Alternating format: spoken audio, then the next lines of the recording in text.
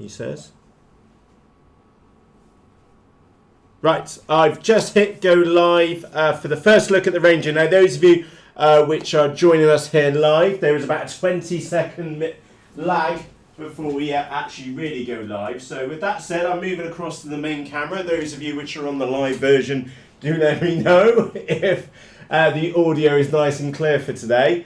So let's assume everything's going well. Hi, my name's Matt. Welcome aboard for this live session on the Volantrix Ranger 1600. You can see that on the desk down there. We will be switching camera views in just a moment to be taking a closer look at those. Now with that said, let me just flip across and check on the audio. Yes, it's better than yes. I found out the calls, those of you which are on the live session on Saturday, we had a slight audio problem. Happy days, that's fixed. I fixed the cable as well, really good. Right, on to a serious point. The Volantrix Ranger was bought out of my own money for my own abuses. This is a new series, well, a new hashtag which we're applying to a couple of videos, which is called NAFA, which is not a freebie for review.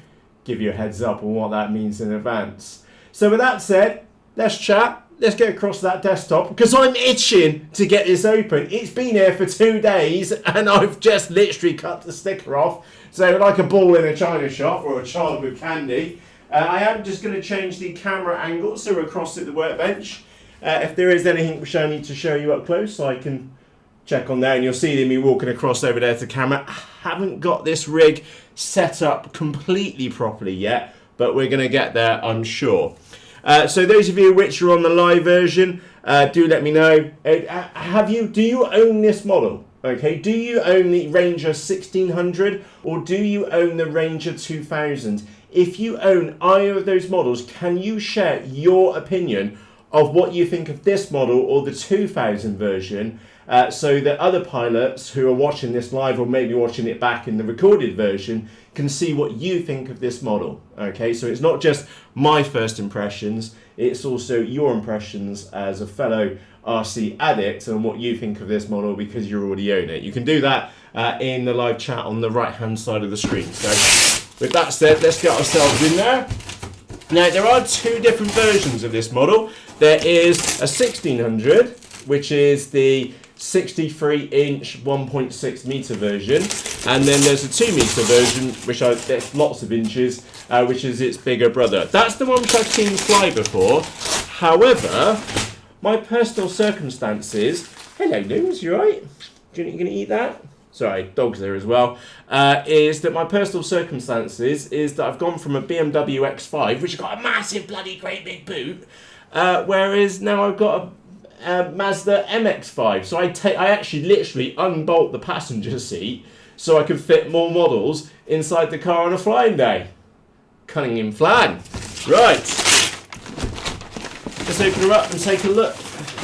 Right, we got any tape? Yeah, we do have a few bits of tape holding in there, and I'm going to move this wrapping out of the way. A bit of a peculiar wrapping on there, brown paper. You don't normally find that nowadays, but did kind of confuse me when it turned up. And what did it take? A couple of days, if that, to turn up. And I can't even remember if I ordered it from. So I ordered it from Hobby King, mainly because it was on special offer. I've put links to both Hobby King and Banggood. So do check both sites to see which one's the cheapest, because as we know, prices do change over a period of time, which is a software product which I'm working on, but I don't want to touch that one just yet. We'll have a look at that in the near future, put it that way. So anyway, let's go and get ourselves in there and take a quick look. Just pausing for a moment to look at your comments as well. Joining us, you old lad. Yes, Ernesto got the new one. Actually, this one, the Ranger 1600's actually been out for a good year or so now. So definitely a proven airframe. Actually, it's so proven from everybody's suggestions. I've been and picked out a different motor for it. Because I have gone for the plug-and-play kit. But there were some comments over quality of the motors. So I have picked out, I've got two different motors. Either the mini Talon motor, which is the Sunny Sky 2216 1250 kV, or I've got the 2212 1400 kV, also Sunny Sky motor as well. I've got a choice of those two motors, not entirely sure which one I'm going to go for here just yet. Let's a quick look on there. Yes, Joe Rose says, brown paper parcels tied up with string. Happy days. Right. Comes with loads of stickers. Now, some people really like stickers, and there are lots of stickers in there. And I think it was Julian mentioned in the Rag the Nuts off Facebook group. I'll put a link in the video description for you. And he said the stickers do look really nice, but they don't last very well.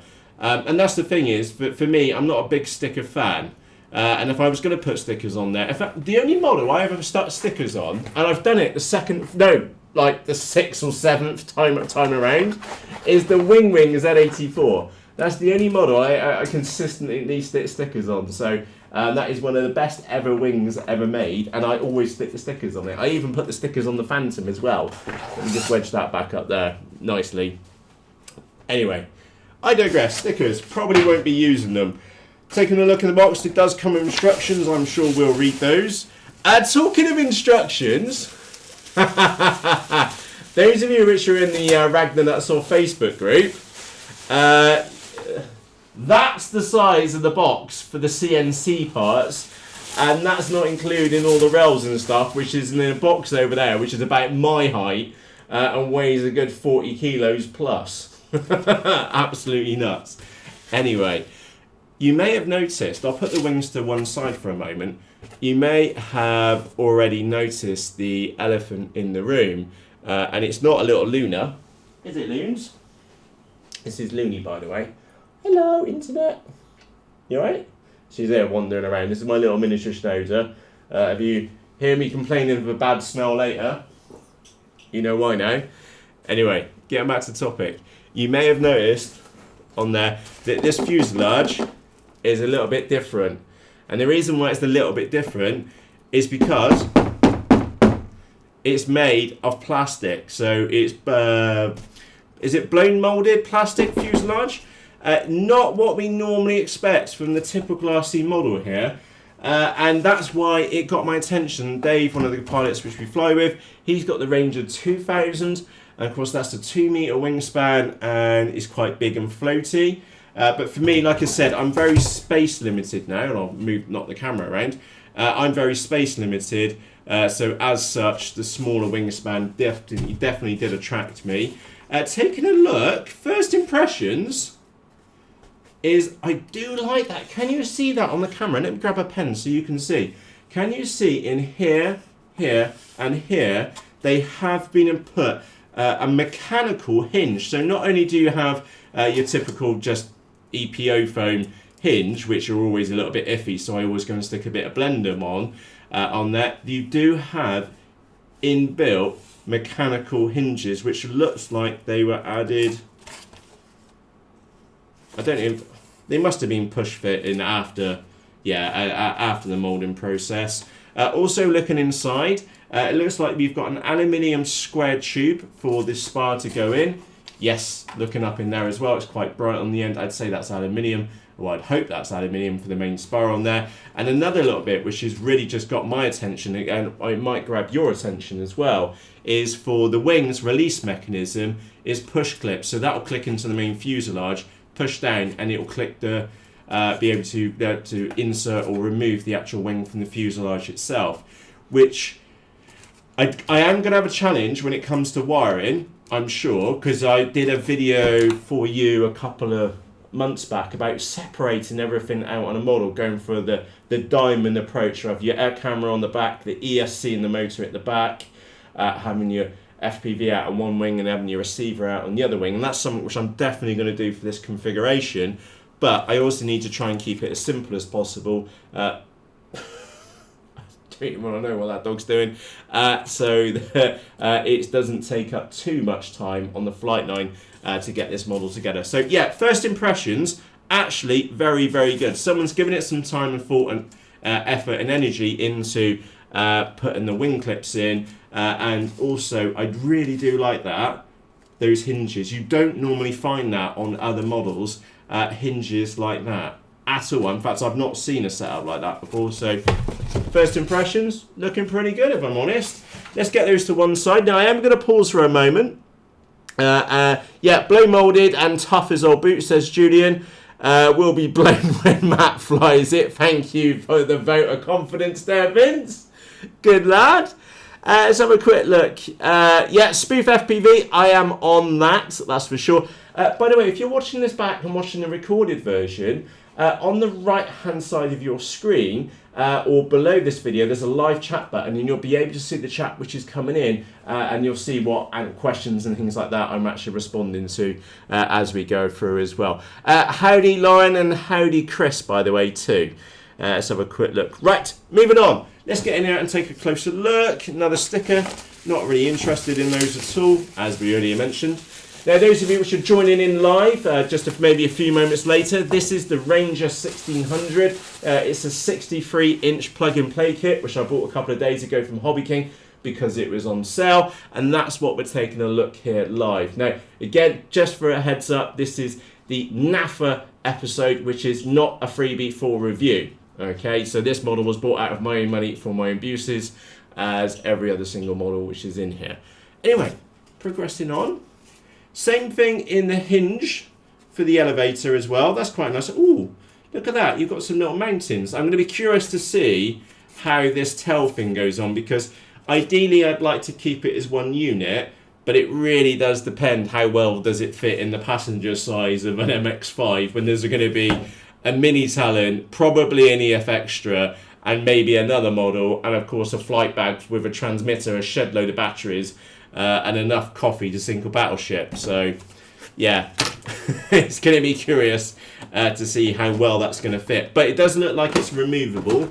Let's get ourselves in here to the tail section. Now, this is the plug and play version, which, like I said, I kind of already know the motor's not particularly good, especially from Julian's feedback. And Steve and a couple of other comments in the Facebook group earlier today, all basically saying, no, it's not very good, in short. And I think that's the polite version of what they've mentioned. Ooh, what's that? Oh. I presume that's the spar for us to stick between the wings, up in there. And that really does look like something which you could very easily lose. So I may end up sticking with some glue, probably some E6000, maybe even some epoxy, that rod up in there. It's not going to fall out, but it would be really damn annoying if I lost that piece, because that would be a key component. So yeah, we'll have a look at that in a moment. We've got a box of goodies in here as well. I think that's the end of the box. Yeah, you want to eat that, Loons? She's looking kind of confused down there, like, what's going on? Bless her. Anyway, moving on to the fuselage. Let's get the... we'll take a closer look at that as well. Same kind of approach for the elevator fin as well. Sorry, the vertical stabilizer with the... yeah, that looks like... that was a very positive click in there. One thing which I will be doing, just looking at this, is that I will be laminating it. And the reason why I'll be laminating this model is very, very simple. It's not because of the quality of the foam. And I really do, just look at that. Can you see that? You've not only got, it doesn't matter if it's carbon or it's glass, they have been and put that in there. You alright? Good girl. Is that we have strips. What's up, Loons? You alright? You're not being the centre of attention. Excuse me a moment. Have a seat. There you go. Sit your bum down. Sit your bum down. Good girl. Right. Is that they have been included some, we'll say, glass fibre strips in there, which obviously makes this surface way, way more stronger. However, getting to my point, is that I will be laminating it just because of the places where we fly. It does get wet. It's fields of cowpats. It's in farmers' crops, in hedges and trees. We do clip from time to time. So yeah, I will be laminating, not out necessarily out of necessity because the foam is of a poor quality. It's more of a case of the places where I fly it's going to be an issue. So yeah, if you've just been enjoying this, we're unboxing a Luna, aren't we? Hey, beautiful. She's kind of feeling left out down there, so I've stuck her up on the desk. If you've never laminated an RC model before, nip across to the YouTube channel. So after this live stream, click on Rag the Nuts Off, and type in laminating, and let me just see what this dog's trying to eat, which is not a model, but thankfully. Type in laminating, because I did a 3-part series on laminating models, and it is really, really straightforward. It's nothing to be scared of. Just take your time. The parts are cheap, well, relatively cheap, compared to the cost of replacing models or parts of models. It just keeps your models clean. It makes your models tougher, and that's from someone who flies in the edge of a field, you know, and the models survive with an extra layer of laminate on them, or a layer of laminate on them, and it really does make a massive difference. So yeah, I'll be doing that for this model for sure. Anyway, working around the dog. It's a blown fuselage model. You got loads of screws down here. It does feel very well built. I'm here trying to twist it, and I did have a few reservations if this was going to be a little bit, I don't know, yogurt potty. And I'm here trying to twist it, and that's a really, really strong fuselage. So again, first impressions, very, very good. Say cheerios to the dog. We'll move her out of the way. So yeah. Ooh, one thing I'm not that impressed upon is the actual motor mount itself. Saying that, because I've got to have a different motor, and I will be swapping it over. Ooh. Brand new. You saw me take it out of the box, yeah? Listen to this. Can you hear that? Those bearings are knackered out of the box.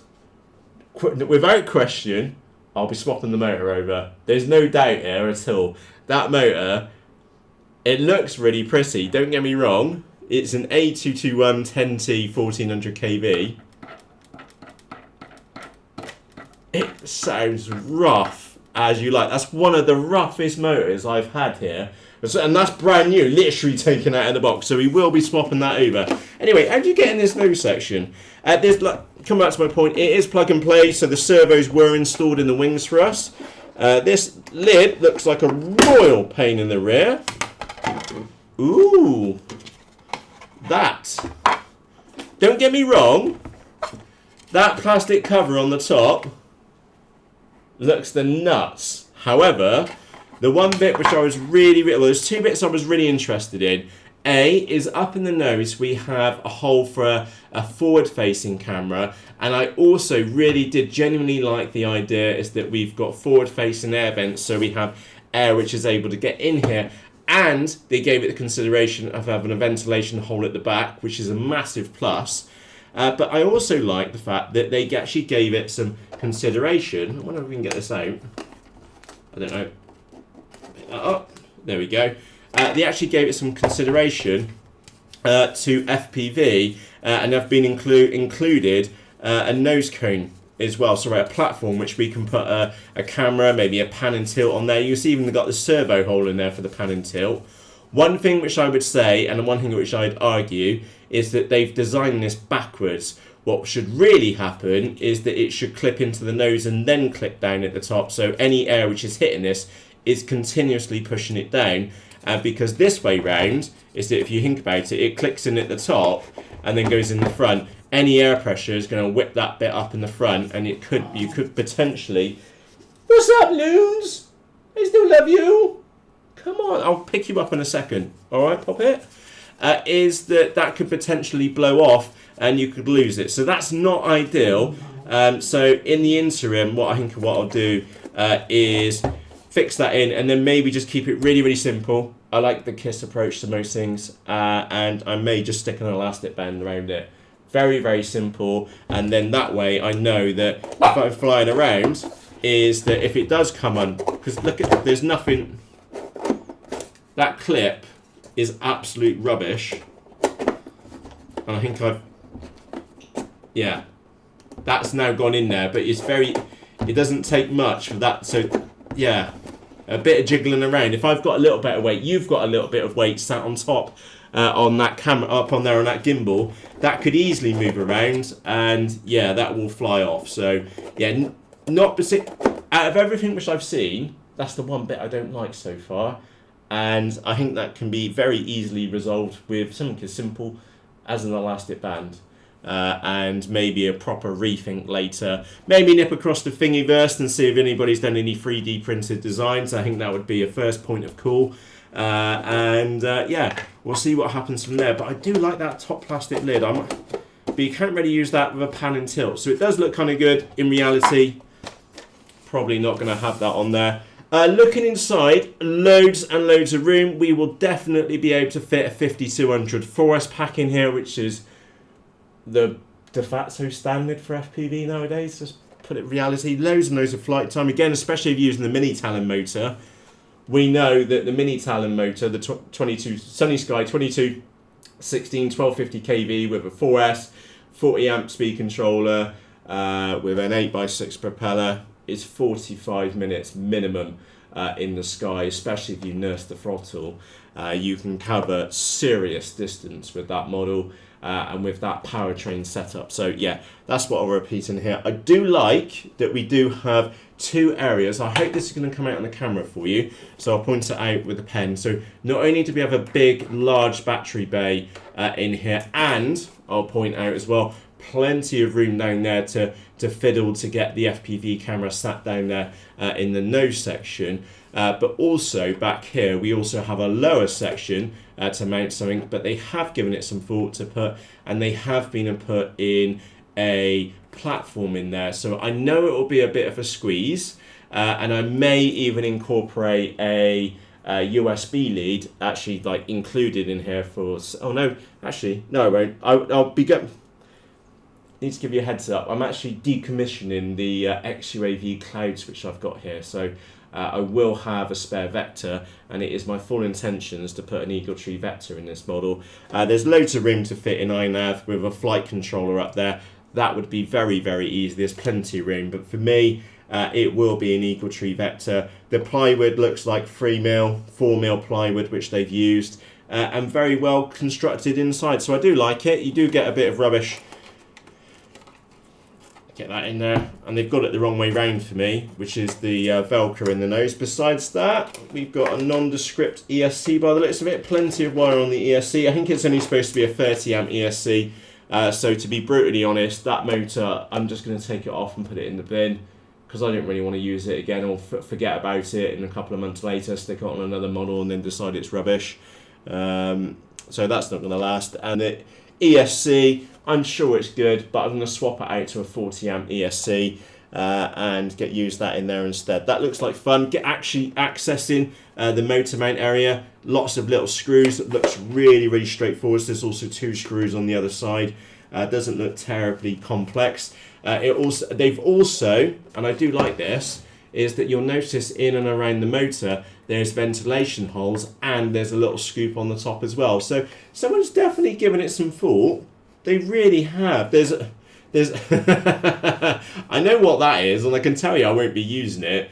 Well, I've got no intention at the moment to use it. Is that they've got a flap spot on here for the mounting of maybe your FPV or your receiver in the rear boom of the model to get separation. I understand why it's there, but it's not something which I'm going to do. All right. So yeah, putting this together looks pretty straightforward. The only thing which we haven't looked at so far is the goodie bag. And the only one negative which I can say from first impressions is I really don't like that platform lid on the front. It looks a bit janky, to be honest, and I don't think it would last me at all very, very well. So let me just put that. I'm going to bank this up wrong first time. We get it in the right hole. Come on. There we go. So imagine if we're on the flight line, we would have put our servo wires in, connected those up, and obviously given it more time and effort and energy, which I'm about to give it in a moment. I'll pop that on there, and remember those push clips will just push in. It says, come on, in you go. Again, I'm not. Come on. There we go. There. Did you hear that click then? Very, very positive click. So that is the Ranger 1600. What did we get in there? Ooh, we got a screwdriver. Fairly good. Who doesn't like a screwdriver in with their kits? Oh, I've had one of those before. Nice screwdrivers. Happy in days. One of those nice little Phillips in there. You do get a 8x4 propeller. Clutch. Oh, wow. Look at the size of those. Oh, and they're the decent ones. Have you seen these before? They genuinely are the good ones. Give me a moment. They are the ones. So A, we have really nice tall control horns, which is happy days. Allows for more refinement. But it also comes with screws, and it's the screw-through type. So that you put them together like so. So that piece there grips into the foam. Those are really, really nice and frankly unexpected to see in this kit. So as much as I can complain, and I will bring up that lid is not being, it's the wrong way round. You really needed that clip at the back and something to sit in the front, because that will blow off. I'm sure it will do, because if it did it here and there was some weight on the top of that, a little bit of flex, I can imagine quite a few people have lost their canopies or have landed with it hanging off. That's not great. That needs to be switched around. However, those hinges in the ailerons which we saw, the hinges which we saw in the rudder and the elevator surface, really, really nice to see. Yeah, unexpected. And then great big control horns. It's the small things which count. It really does. So I'll say I spent about 60 quid on this kit. The motor and the ESC, rubbish. In short, well, I'm sure the ESC will be fine. The motor, can you hear that? Really bad quality, really bad quality. So I'm glad that I fished out a mini Talon motor. So that is definitely what I'm going to be going and sticking that on there. Probably with a plush 40 amp ESC as well, which I've been and bought separately. So with that one, I am going to pause for a moment and take a look at your live chat. I'm also going to take a slurp and try and not stand on the dog who's passed out down there on the floor. Let's have a look at your chat. Happy Wing says, I've got the Ranger 1600 also. Love it, just love it. Yeah. Floyd Blue says, lots of room inside. Yes, I would totally agree with you. There's plenty of room. You can fit a great big battery in there. You'd fit a bloody great big light. Ooh, back in a moment. A great big Lion pack in there. So let me go and grab a couple of orientations of batteries. Not that I think that I'm going to use that battery pack, which I've just picked up. We've got 5200 4S kicking. Yes, there. So I've got a whole raft of batteries over here waiting to get charged. And those of you which are in the Rag the Nuts on Facebook group, yeah, that really is my battery charging station. And there's batteries scattered all over it at the moment. Right, so I have a selection of batteries here. We'll go from, what should we say, the industry standard 5200 4S pack, which for some reason, completely beyond me and you, Hobby King have decided not to continue with. Although there is a Turnigy 5200 4S pack out there now, which is rated at 12C, and I saw Josh smash the nuts out of that pack about 2 weeks ago, well, 3 weeks ago now, maybe longer, and it really did hold up. So yeah, 5200 4S pack, not a problem. That's, to be honest, that's probably the battery pack which I'm going to go with. That said, I am in ownership of some 8000 4S packs, which you can get quite extended flight times with. I'm expecting these to be, they're not a struggle to fit in there. I would guess, because the amount of gravity in that, it would require a little bit of fettling and maybe trying to work out how to get that further back in the nose section. But that is a possibility by the looks of it. Probably not recommended, again, because of the shorter wingspan, the amount of extra wing loading which you're going to go for. The 2000, was it the 5000 milliampere battery packs, the Dakota ones, which I built up? That's just... Is that going to fit? They're not going to fit, in short. And the reason why they're not going to fit, they would fit if you were just using the top canopy, and I'm sure they would be fine. However, you're not going to fit on your FPV canopy inside. So yeah, you would need to make a different configuration if you are going to be going for the bigger Lion packs on there. And that said, just out of curiosity, there's a standard 18650 batteries, and I don't think you are going to get those in a standard width-wise I was saying that you will get them in, but only in one row. I think you're not going to get them down in 2 rows. Have I got a dual pack here? Give me one. I do have a dual pack. We've got those there. You're not going to fit them in horizontally. That said, you could make up a double pack to go in elongated. But yeah, you would definitely want to give some prior planning if you are going down the Lion route.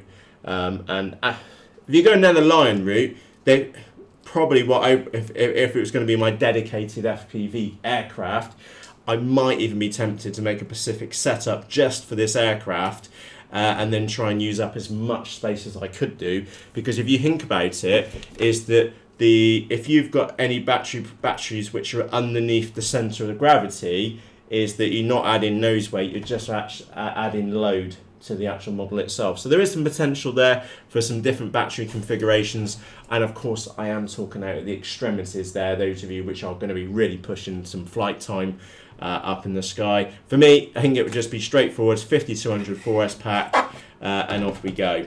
So yeah, first impressions, like it. Besides the obvious, the motor was rubbish, glaringly obvious rubbish as well. And that FPV, that canopy, really good idea, genuinely a really good idea, but it's done the wrong way round. We need the clip in at the front, and we need the clip at the back, because I don't reckon that's going to stay around on top of the model for very long. So let me know what you think of it so far. These are my first impressions. Good, there's a lot of positives about it, and I can only really nitpick for the money which I paid for it, because it's pretty damn good. How many models do you know which turn up here which have got hinges in them for the kind of price bracket which we're talking about, which is say 60, 70 quid? Not too much at all. Right, moving across to there as well. Lauren says, me Ronnie, I already have too many.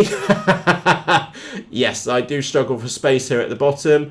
Let's have a quick look. Floyd Blue says the wing retainer clips break. Replace them with some ABS units I made. So Floyd Blue, I'm guessing those are on Thingiverse.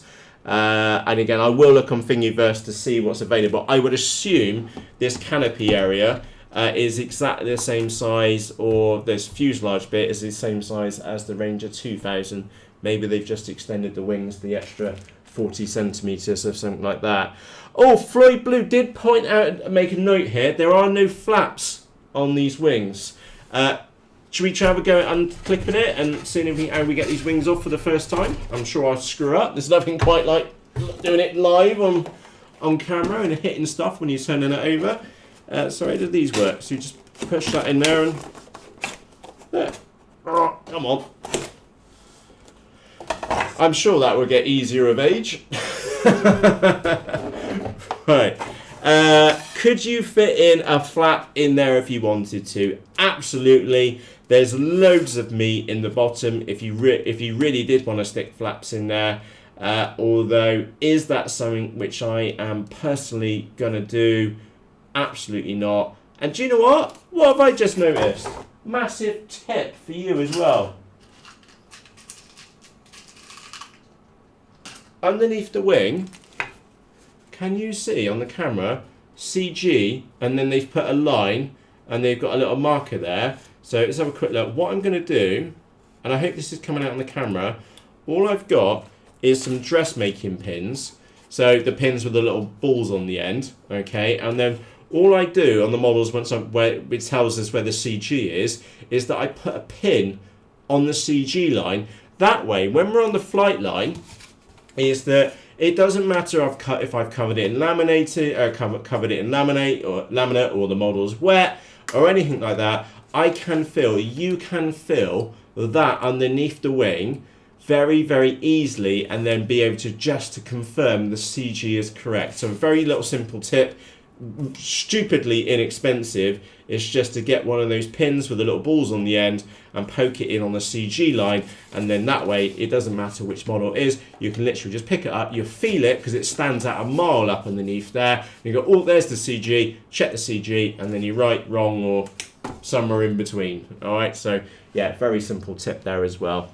Howdy Jules as well, moving down, no flaps. Yep, good point on that one. Just look, and again, I'm just pulling Steve says, do they still make it as a kit? Yes, I do believe they still make it as a kit. I probably, looking back in hindsight, because it was an offer, I think the kit price and the plug and play kit version was about the same money. So did I get 4 free semi-good servos and a ESC which I can use in something else? Yes. The motor, rubbish by the looks of it. Glaringly not very good. So yeah, it really depends on the price, to be honest. So kit, probably the way forwards. I would just put the Tower Pro MG90S servos in them, because we know that they just work really well. That's coming from a recommendation from somebody who's bought over 100 of those. I think I'm probably about 160 at the moment of those servos I've been through, and they are very, very, very good. Also, just looking on there, No Agenda FPV says that canopy is actually pretty good. My buddy did a Matty flip with his quad straight over my buddy's Ranger, and the FPV foam piece survived. My issue with that is, I'll show you on the main camera, is that if I stick that round there, can you see that okay? Yes, you can. Is that will clip in, so you put it in reverse, down, and then you can push it down. But the thing is that's not clipped in, and as such I can pick it up, so you've got to push, physically put it in there, or maybe wedge something in there. You imagine that you've got a pan and tilt mechanism on there, and even with a run cam 2, that's still quite a bit of gravity to move around. Is that if you move that around, it will. I'm not entirely sold that that's going to be safe. So yeah, definitely keep it simple for me to begin with. I am just going to stick an elastic band around it because I don't have too much faith that that's going to stay on there long term. Because remember, that's the expensive stuff which sits on top of there. Your camera, your FPV, a 360 servo, something which took ages to print as well for your pan and tilt.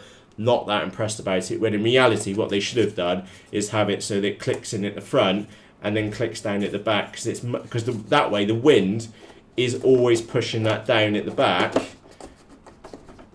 And you kind of get my point there? So yeah, minor. I know I'm picking up something, but yeah, an elastic band will sort it, I'm sure. Right, moving back to your chat as well. Happy Wingsdale, still love it. And he says going with the TBS Crossfire. Absolutely, TBS Crossfire for me as well. And I probably need some. I've got one of those label printers, the little thin like strip label printers. I'll get some new batteries for that, and and then when for the build comes up, I will then label everything. So it doesn't matter if I'm first time on the flight line or the 50th time on the flight line. The label says Crossfire, servo. It's just one of those things which you just can't go wrong for the sake of sticking a little label on it. And I know sometimes it makes it a bit awkward to poke it all back in the hole, but it makes it completely mat proof, which over time makes life a little bit easier as well. Let's have a quick look. Blackbird says I got the 2 meter kit from Banggood. Yeah, there is two different versions on there. Let's have a quick look. Big mount on the tip of the deck on there. Considered by the 2 meter wings for mine. So by the looks of it, just from the comments which are going on here, and I thought I suspected this was right. The fuselage is compatible with both the 1.6 meter wings, so that's the 63-inch wings, and also the bigger 2 meter wings as well. So maybe you wanted to upgrade, or I'm not going to say upgrade and downgrade. Maybe you want the smaller wings, or maybe you want the bigger wings. You could potentially buy those at a later date if you wanted to, depending upon the circumstances. So there's not something which I intend doing, but we'll see. We'll see. So a quick look. Jack B. Thimble Fun says, I used a servo arm and screw to make a holder for the inner canopy. I think that is a very good idea. Very good idea. Blackbird says, the 2 meter one has an extra spar. That would be why, Blackbird, is this one's only got 1 spar in it. However, if we look up, I hope we get organised this round the right way round. There's 2 spar holes in there. So yeah, from what you've just said there, happy days. And that is really stiff. I'm not going to say wedding tackle grade, But I am going to say I'm not worried about this flexing during flight. I'm here really bending it around. Yeah, genuinely impressed with that. Am I happy with the money which I paid for it? I think so. Motor's a bit rubbish. Canopy, not that impressed about. Did I already go downstairs and pick up a motor for this model? Yes, I did. I was going to change it over anyway. There was no question when I was changing over. It was getting changed over regardless. It didn't matter what motor was on it, because if it wasn't a Sunny Sky 22, 16, 12, 50 kV, then I was going to swap it over. Just the way it is. Right, on that note, it's time for me to wrap up. Happy Wings does say a 1400 milliamp for a 3S on the CG to be good. Where do you place the GPS, Roddy? That will be on the wing up here. Actually, Roddy, really good question. When it comes to the GPS unit, I will probably mount it up here. Okay. That said, it really does depend. I might try it up underneath in the fuselage, because the plastics, it would be more ideal if there was a clear line of sight to the outside world so it can see the sky. That said, I might just try to begin with the GPS unit up here, inside on top of the actual vector itself. I think that'll be fine to begin with, if I'm honest. Later on, if I run into any concerns about their H.dot quality, or basically the number of satellites and the ability to get fixed on my location, is that I may move it onto the top of here. And the reason why I'm going to be doing that is because I will be needing to. I don't want the little tiny connector, which is not the strongest connectors in the world, out on the wing for the GPS unit. So I will try and fix that up here.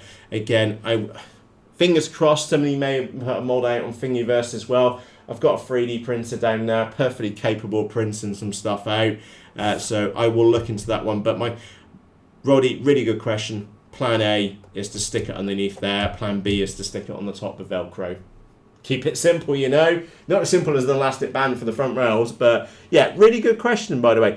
Oh, also, Julian mentioned in the Rag the Nuts off Facebook group that he actually used, and Julian, correct me if I'm wrong, you used this model as a trainer as well, which is, let's face it, it's probably damn good as a trainer. Tough nose, high wing motor. You really couldn't go wrong, really. AXN, it wasn't that much more money. Sorry, the AXN was more money than that kit, I think.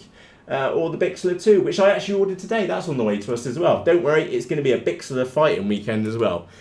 Anyway, quickly moving on.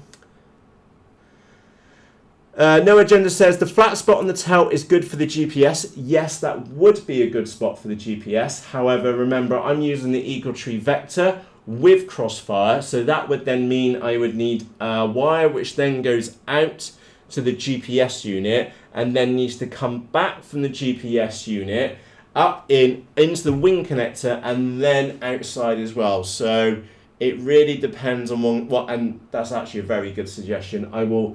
I'll see what wires I've got with all the connectors on, because don't forget, because the crossfire setup which I've got, I need to run the serial bus, or the bus from the Vector out to the crossfire receiver on the BST connector, so everything works in harmony. So yeah, that will be fun, but I'll also take that as a very good suggestion. Thank you as well. I do appreciate that. Right, moving on to your chat on there. Happy Wings, everything, Drum Racer. Brilliant. And Julian says, yes, I learned to fly with this plane. Happy days. So if Julian can fly, anybody can learn to fly with this model. Remember, it's a high wing styled model. As such, it's going to be very, very gentle in the sky. So with that said, let me go and switch the camera views over. We've got the main desk in there as well. Let's get this back to the main camera. Time for us to wrap up and summarise. First impressions. Quite like it. I like the fuselage. I like the blown moulded plastic. I like the hinges in the surfaces. Really nice touch. You don't find that in a sub £100 model very often at all. So definitely thumbs up there. I do like the look of the black canopy. However, I think in reality, it probably won't stay as a black canopy for long term. Because I'll need to get some video for you. So that does mean that I'll need to use that little plug-in canopy on the top to get some video footage for you. And I'll want pan and tilt on it as well for sure, just because I like looking around when I'm just sat there enjoying the view. It's obviously not the fastest model in the world, is it? But I didn't buy it to be the fastest model. I like the rear surfaces. I think if I'm honest, I was thinking about what Julian's comment was in the Facebook group about the stickers coming loose over time. I think what I'm going to do, I actually decided, I kind of decided when I opened them up and looked at them, and although there was me telling you that I'm not a big fan of stickers, I think those stickers are going to look quite nice on those wings. So I may take that back for what I said earlier, and I think I'm going to stick the stickers on there because that combined with laminate on top is going to make the wings really, really tough, because remember, they're going to get chucked in and out of a car now, especially a smaller car where space is at a premium. So I do like that the wings are detachable. I don't know what the configuration just yet is with the tail. I think it's just a couple of screws. I do like the control horns. The biggest point is the motor which was provided. It's really low quality. I mean, really low quality. You heard those bearings earlier.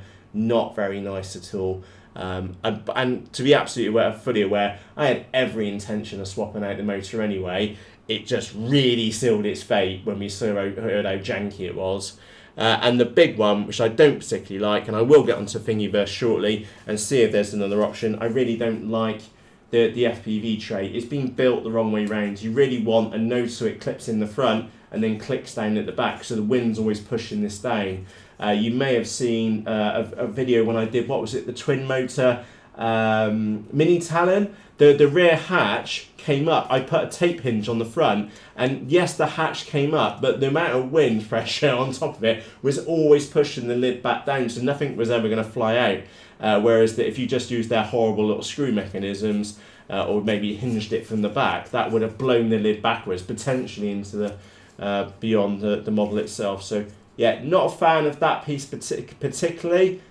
Can be easily remedied with an elastic band, and I would definitely want to look up something more substantial longer term, because by the time we add a servo, a platform, pan, tilt, a camera, FPV camera, like a HD recording camera, and another servo in a pan and tilt mechanism up there, I don't think that horrible little chintzy clip, I'll just put it up on the camera so you can see, is really not the best clip ever, and I would need to really rethink that. Is it going to stop it from being flown on Sunday?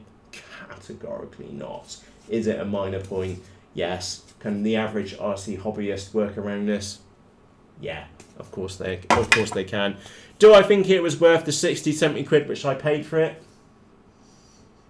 Instant reaction. Really quite looking forward to it. It's not fast, but I've always kind of wanted one, if I'm honest. And now I've got one. Kind of look forward to it, and I'm going to spend the time, effort, and energy to stick an equal tree vector in it. So take that as you may. They are known to fly really, really well. And I'm kind of glad I've got one, and I actually quite like the idea of the smaller wings. Although I think I can fit the 2 meter wingspans in the MX-5, it would still be a bit of a squash. And these ones being smaller potentially could go in the boot. So yeah, do like that. And those hinges were unexpected in a good way. Right, on that note, it is time for me to wrap up.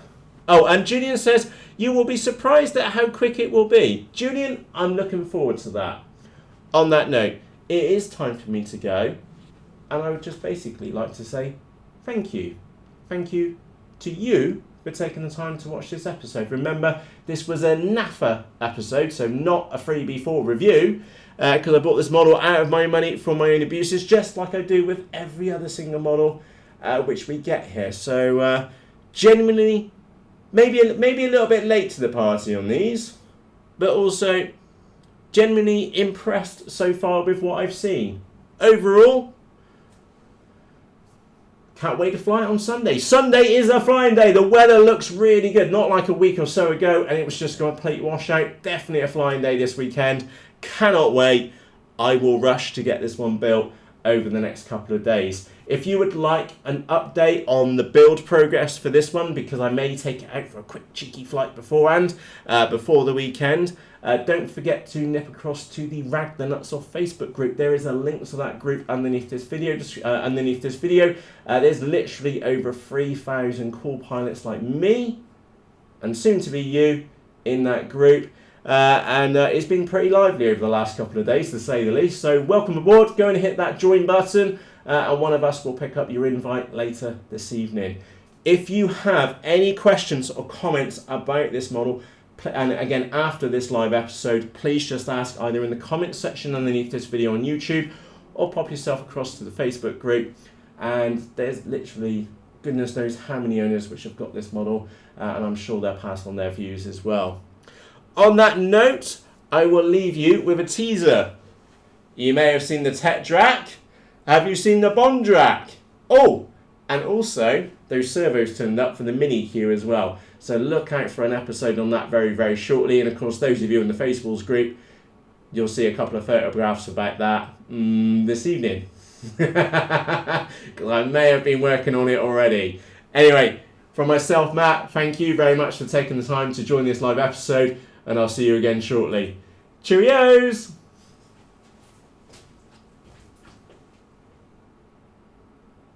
Oh, it does help. If I end it on the other one. One day I'll get it right. Thank you. Have a great evening. Cheerios.